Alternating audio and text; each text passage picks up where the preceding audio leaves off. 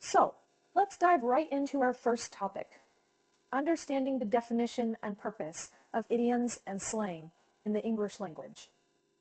What exactly are idioms and slang? Well, idioms are phrases or expressions that have a symbolic meaning rather than a literal one. For instance, when someone says they're feeling under the weather, they don't mean they're physically located beneath the climate. No, it means they're not feeling well. Slang, on the other hand, is a type of language that consists of words and phrases regarded as very informal and are more common in speech than writing. It's often specific to certain regions or groups. Take the word cool, for example. In slang terms, it means something or someone is interesting or awesome, not that it's slightly cold. Now, why do we use idioms and slang? Good question. These expressions add color and vibrancy to our language. They enable us to express ourselves in unique, nuanced ways that wouldn't be possible with formal English alone. Another important aspect is that idioms and slang give a sense of belonging. When you understand and use these phrases, you become part of a community, whether it's a geographic region, a social group, or even the vast community of English speakers worldwide. In a nutshell, idioms and slang are the spices of English language. They add flavor, personality, and a dash of creativity to our everyday conversations. Understanding them not only improves core language skills, but also deepens your cultural understanding. So let's move ahead and learn how to identify and use these colorful expressions in daily conversation. Yeah, but we'll get to that in the next section.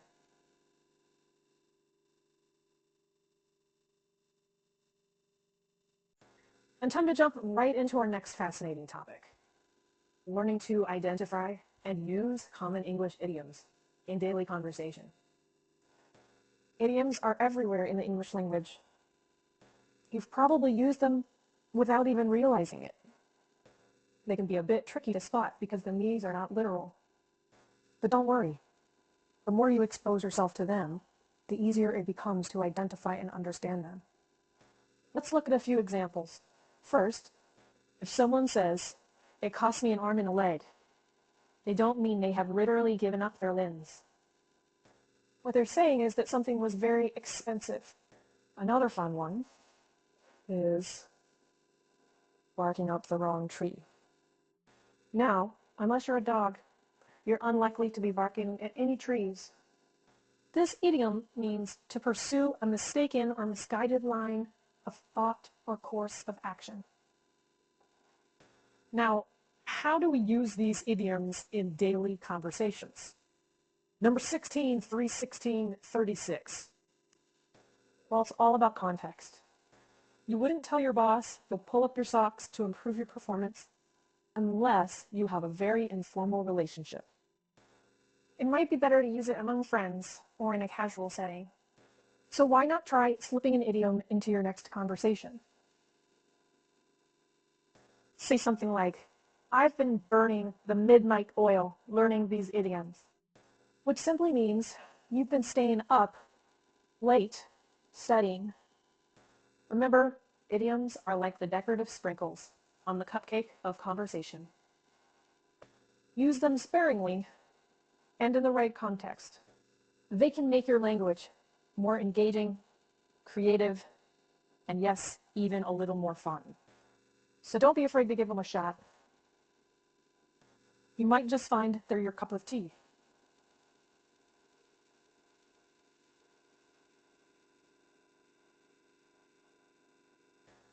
And that's another idiom right there, meaning something you enjoy or are good at. All right, ready to tackle some slang? But we'll save that for the next segment. Now, let's move on to the next exciting topic, exploring the various English slangs and their origins, and how they contribute to the richness of the language. Slang is like the secret handshake of language. It's a collection of terms that are familiar to a particular group and used to establish a sense of belonging or to communicate more efficiently. For instance, consider the word rad. This is a short form of radical, and it was popularized in the 80s to mean something cool or impressive. Or take lit, a piece of modern slang that describes something exciting or excellent. Can you imagine trying to explain that to your great-grandmother? The origins of slang can be pretty fascinating. Often they emerge from subcultures or social groups like musician, teenagers, or even internet communities. Over time, some of these words may cross over into mainstream language and become widely understood, even if they remain informal. These expressions add color, creativity, and a certain informal charm to English. They make the language more fluid and dynamic, constantly evolving with the times and trends. And most importantly, they allow us to connect with others in a more casual, relaxed way. But remember, while slang can be fun and expressive, it's not always appropriate in every situation. You wouldn't want to use a lot of slang in a job interview or a formal letter. It's like hot sauce. A little can add flavor, but too much can overwhelm the dish. So there you have it. Slang, the wild, rebellious sibling in the family of English language. It brings a unique flavor and vibrancy that keeps our conversations interesting and our language ever evolving. All right, let's move on to understanding the cultural significance and context of these colorful expressions. But that, my friends, is a discussion for the next section.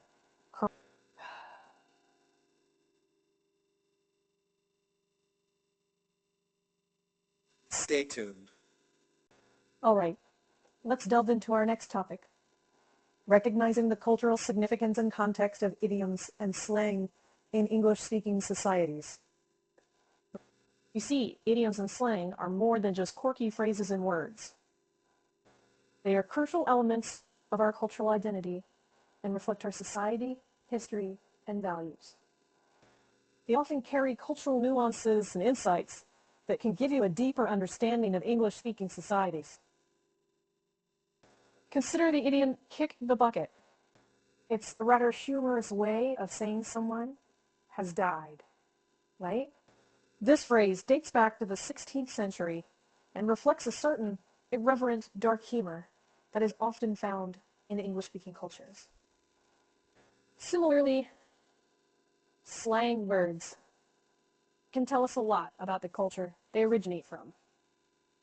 For instance, the Australian slang term Barbie, short for barbecue, speaks to the country's love of outdoor gatherings and grilled food. In many ways, idioms and slang serve as cultural markers. They're like linguistic postcards, offering snapshots of a culture's attitudes, lifestyle, and worldview. They also create a sense of community and belonging among those who understand them.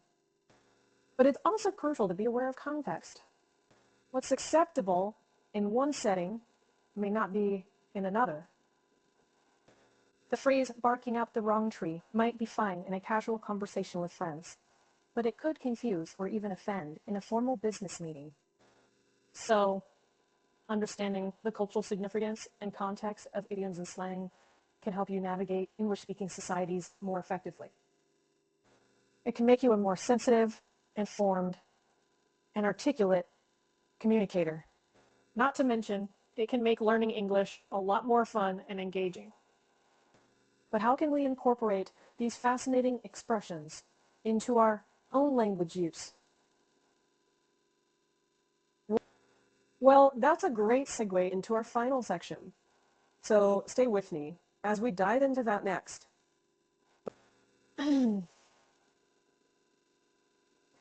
Shall we? Now, let's move forward to our final topic, incorporating idioms and slang in written and spoken English to enhance communication and expressiveness. Using idioms and slang appropriately can truly elevate your English skills.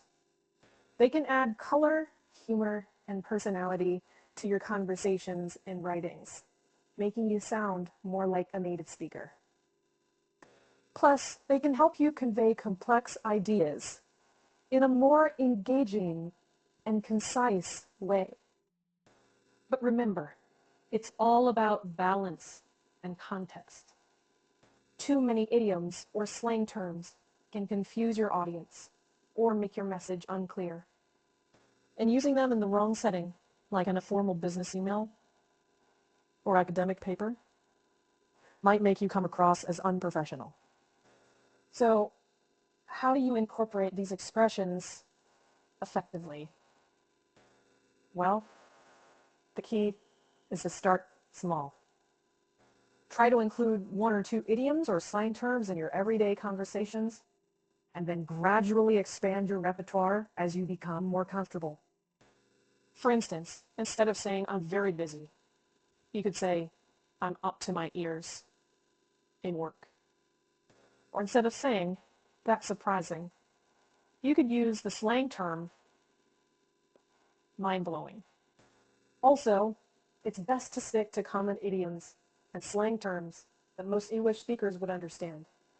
Using very obscure or outdated expressions might confuse people or make your language sound unnatural. And finally, always keep in mind the cultural context and the feelings of your audience. Some idioms and slang terms might be inappropriate or offensive in certain situations. So do your research and use them wisely. So there you have it, the colorful and creative side of English with idioms and slang. By understanding and incorporating these unique expressions, you can add a dash of personality to your language skills and become a more effective, engaging communicator. So go ahead, take the bull by the horns, and give it a shot. That's all for now. Thanks for joining me on this linguistic adventure. Looking forward to our next exploration.